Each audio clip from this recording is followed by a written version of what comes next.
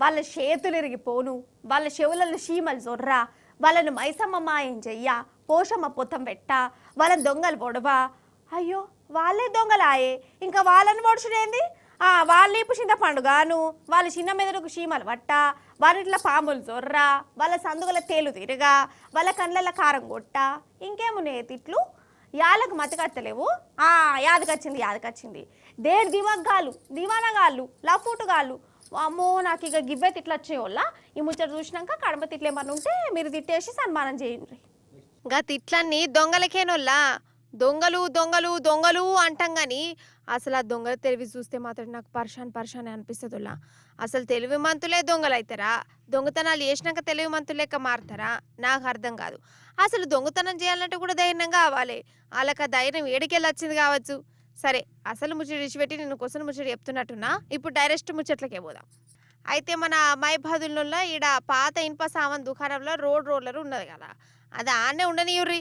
అయితే ఇగో ఇటు చూడరు. ఇప్పుడు చూసిరా, రోడ్డు మీద ఆగున్న రోలర్ను దొంగతనం చేసిరు. అరే అవంటే రోలర్నే దొంగతనంగా ఎత్తుకపోయి పాత ఇనుప సామాన్ దుకాణంలో అమ్మకానికి పెట్టిరు. 2 లక్షలకు ఈ దుకాణం పైన కొనడట. దొంగలని వీళ్ళకు తెలియదట. వాళ్ళకు పైసలు ఇచ్చి దీన్ని తుక్కు చేసే పని పెట్టుకున్నారు. అప్పుడే ఇది దొంగ రోలర్ అని ఎరకైంది. ఇప్పుడు ఇనుప సామాన్ దుకాణం పైన ఇప్పుడు 2 లక్షల లాసు. ఏమంటవే కరీంబాయ్?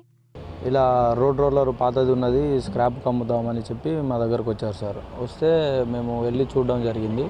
చూసి అక్కడే రేటు మాట్లాడడం జరిగినప్పుడు ఆయన స్టార్ట్ అవ్వదు, అది దాంట్లో స్ప్రింగ్ పోయినది, స్టార్ట్ అవ్వదని చెప్పారు సార్.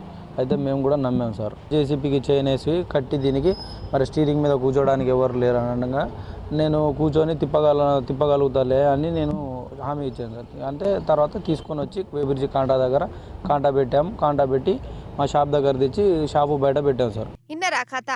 ఈ దొంగల పాడుగాను ఆఖరికి రోలర్లను కూడా ఇడిచిపెడతలేరు కదా. దొంగలంటే యాదకొచ్చింది. మైబాద్ దొంగలు చూయించి ఖమ్మం దొంగలు చూయించుకుంటే వాళ్ళు ఫీల్ అవుతారు. మరి ఖమ్మం కాడికి చూసినావా ఖమ్మం దొంగల కళాపోషణ ఎట్లున్నదో. వీళ్ళు ఒక అపార్ట్మెంట్కి వచ్చి 30 లక్షల రూపాయలు గాయబ్ చేసిరు. పాపం అవి రిటైర్మెంట్ అయితే వచ్చిన పైసలట. వాళ్ళ చేతులు ఇరిగిపోను. ఇక ఇట్లా దొంగతనాలకు దిగబడుతుంటే వాళ్ళని తిట్టకుంటే ఎట్లా మీరే చెప్పుర్రి. నమస్కారం అండి. రిటైర్ అయ్యాను. యూపీఎస్ గణేశ్వరం హెడ్ మాస్టర్గా రిటైర్ అయ్యాను. రిటైర్ అయ్యి 4 ఏళ్ళైంది. మేము మా చిన్న పాప దగ్గరికి మంగళవారం సాయంత్రం 4 గంటలకు అట్లా బయలుదేరి చిన్నమ్మాయి వాళ్ళ ఇంటికి హైదరాబాద్ వెళ్ళాము.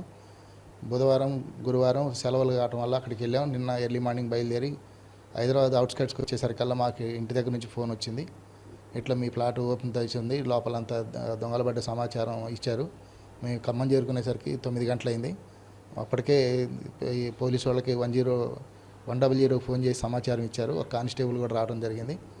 ఆ తర్వాత మేము ఇంట్లోకి వచ్చి అన్నీ అబ్జర్వ్ చేసేసరికి సుమారు దగ్గర ఒక 30 లక్షల విలువ గల బంగారు వస్తువులు అయితేమి, క్యాష్ ఒక 3 లక్షలు, మొత్తం 30 లక్షల ఆస్తి కోల్పోవడం జరిగింది.